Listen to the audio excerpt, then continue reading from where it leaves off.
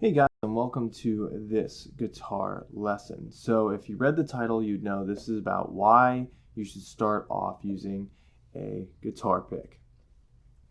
So most books and beginner material will go over lots of different things as far as technique, process, but they don't go over accessories. Now, one accessory that most people will know instantly what it is a guitar pick.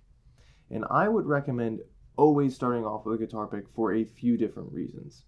Now, one of the biggest things I've seen is if I'm a beginner and I don't have this guitar pick, I'm learning to play guitar and I'm learning to do, let's say, a finger exercise like this.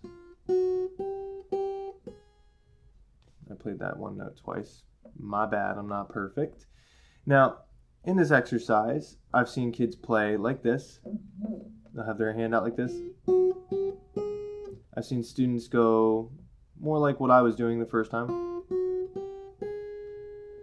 I've seen them go like this. So just a lot of different positionings for the hand. Now the correct positioning for finger picking would be to use your thumb to do everything or to let your fingers sit in different spots. So when we leave it up to the option of the student who is just beginning and doesn't have any exact knowledge yet, they're going to instantly do whatever is most comfortable, which might be a bad habit for the future. Now, I could correct this and move on and let them know, hey, just use your thumb, which sometimes I do because some kids really don't like the pick. But this is also limiting. You learn to use a pick because it's a tool to help you play guitar better. Now that doesn't say that finger picking is worse, it's a different technique. So I suggest using a pick because it's easier to get used to a pick in the beginning than it is to get used to your fingers in the beginning. And then as you go down the line, different techniques with the pick and your fingers become a lot easier because you learn to use the pick in the first place.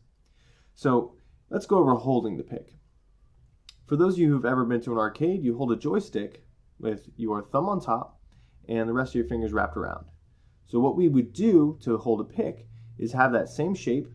We would take the pointed end of the pick, so the top piece that you can see right here if it goes into focus, and then we would have that facing out, which would be towards the strings, and then our thumb would go on top. Now, we don't want to grip this, right? We want to be very gentle with the pick.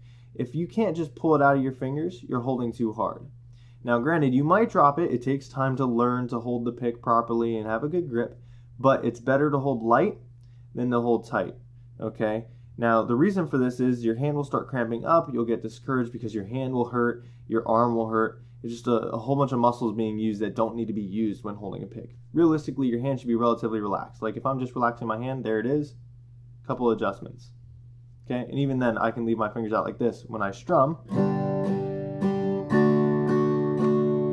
So as far as picking goes, we hold the pick like this. We can strum, right? Which if I wanted to do with just my fingers, I'd have to have two fingers pinched like I'm holding a pick in order to play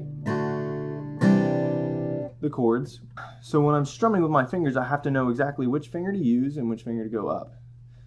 Now, if I use a pick, it's a little bit more simplistic. All I have to worry about is the pick striking the strings. Now I do want it to slightly hit at a downward angle, so my pick isn't perpendicular where it's laying flat on top of the strings. It's actually angled slightly like that for the roll off of the strings. This will give you less resistance and usually a better tone overall.